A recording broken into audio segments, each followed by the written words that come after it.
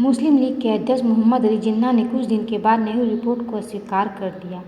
Nehru report से सिख लोग भी असंतुष्ट थे। मुस्लिम लीग ने नेहरू रिपोर्ट के विकल्प के रूप में मार्च 1929 में जिन्ना की 14 सूत्री मांग को प्रस्तुत किया, जिसे जिन्ना का 14 सूत्री कहा जाता है। बारदौली सत्याग्रह। गुजरात में स्थित बारदौली के किसानों ने सरकार द्वारा बढ़ाए गए 30% कर के विरोध में वल्लभ भाई पटेल के नेतृत्व में सत्याग्रह किया। पटेल ने किसानों के लगान में हुई कर वृद्धि का विरोध किया।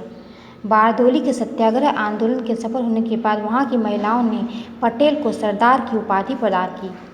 बारदौली में किसानों की मुख्य जाति कम्बी पाटीदार 1908 ईस्वी से ही कुंवर जी एवं कल्याण जी मेहता के नेतृत्व में संगठित होने लगे थे।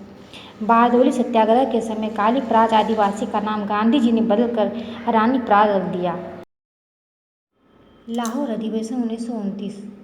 दिसंबर 1929 ईस्वी में कांग्रेस का लाहौर अधिवेशन हुआ, जिसकी अध्यक्षता पंडित जवाहरलाल नेहरू ने की।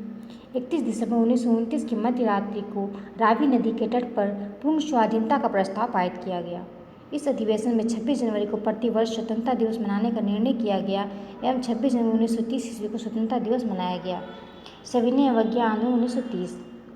महात्मा गांधी ने कहा कि यदि 12 मार्च 1930 तक 11 सूत्री मांग नहीं स्वीकार की गई तो वे नमक कानून का उल्लंघन करेंगे। गांधी जी के 11 सूत्री मांग पत्र पर सरकार ने कोई सकारात्मक रुख नहीं अपनाया।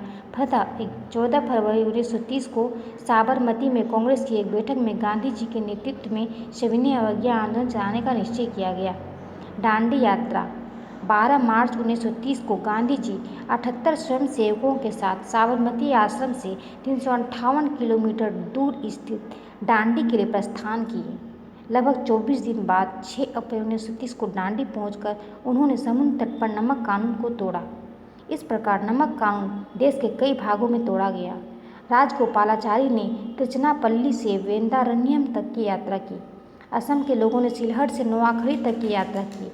वाइकोम सत्याग्रह के नेताओं ने के कल्लप्पम एवं टी के माधवन के साथ कालीकट से पत्रातूर तक की यात्रा की।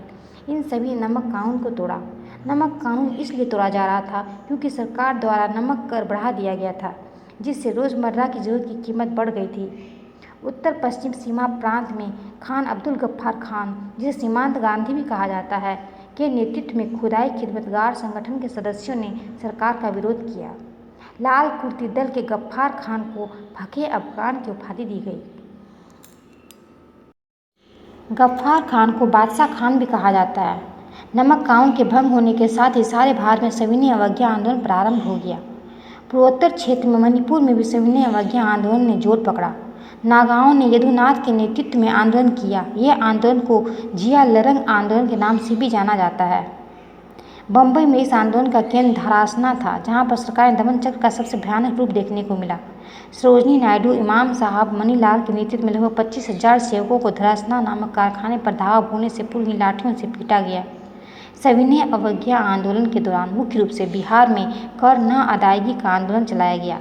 बिहार ही के सारण, मुंगेर और भागलपुर के जिलों में चौकीदार कर न अदा करने का आंदोलन चलाया गया।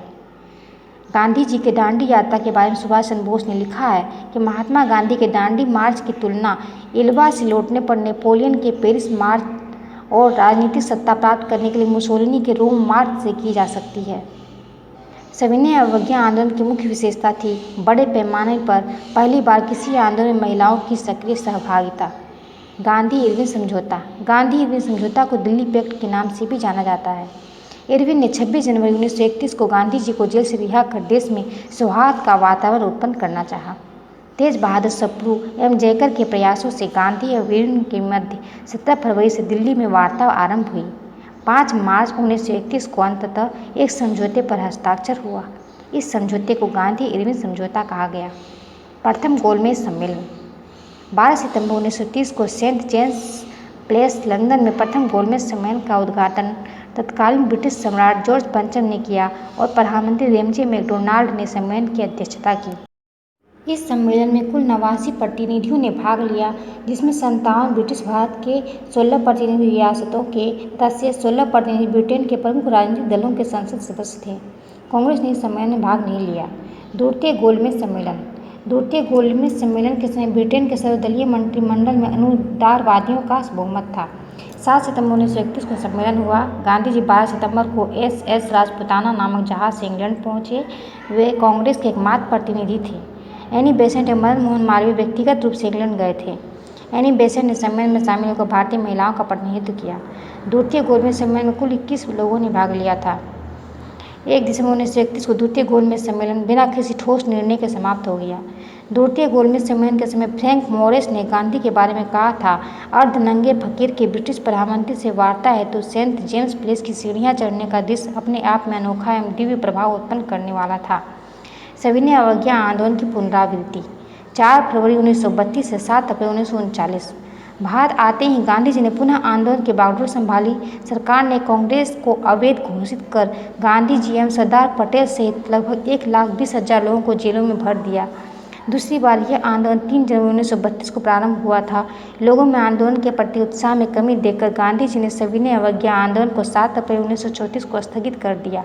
सुभाष चंद्र बोस एवं सरदार पटेल जैसे नेताओं ने गांधी जी के इस कृत्य की आलोचना की। उन्होंने कहा, गांधी जी ने पिछले 13 वर्ष की मेहनत तथा कुर्बानियों पर पानी फेर दिया। तृतीय गोलमेज सम्मेलन 17 नवंबर 1932 से प्रारंभ। तृतीय गोलमेज सम्मेलन में कांग्रेस के किसी प्रतिनिधि ने भाग नहीं लिया। इसमें कुल 46 प्रतिनिधियों ने हिस्सा लिया। 24 दिसंबर 1932 को बिना किसी ठोस निर्णय के ये सम्मेलन समाप्त हो गया। सांप्रदायिक निर्णय 1932। ब्रिटिश प्रधानमंत्री रेमजी मैकडोनाल्ड ने 16 अगस्त 1932 को सांप्रदायिक निर्णय प्रस्तुत किया।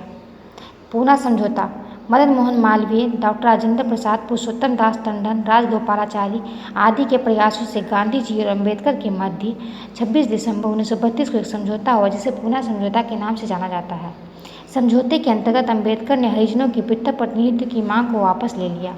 संयुक्त निर्वाचनों के सिद्धांतों को भी स्वीकारा गया। साथ ही हरिजनों के लिए सुरक्षित 75 स्थानों को बढ़ाकर 148 कर दिया गया। कांग्रेस समाजवादी दल 1934 ईस्वी में कांग्रेस समाजवादी दल की स्थापना की गई। जयप्रकाश नारायण, आचार्य नरेंद्र देव, मीनू मसानी आदि इसके संस्थापक थे। कांग्रेस समाजवादी का पहला अखिल भारतीय सम्मेलन 21 अक्टूबर 1934 को मुंबई में संपन्न हुआ। इसकी अध्यक्षता आचार्य नरेंद्र देव ने की थी। सहजानंद सरस्वती, NG रंगा एवं इंदुलाल याज्ञिक समाजवादी नेता थे। नेक्स्ट आगे की क्लास में प्लीज़ लाइक एंड सब्सक्राइब।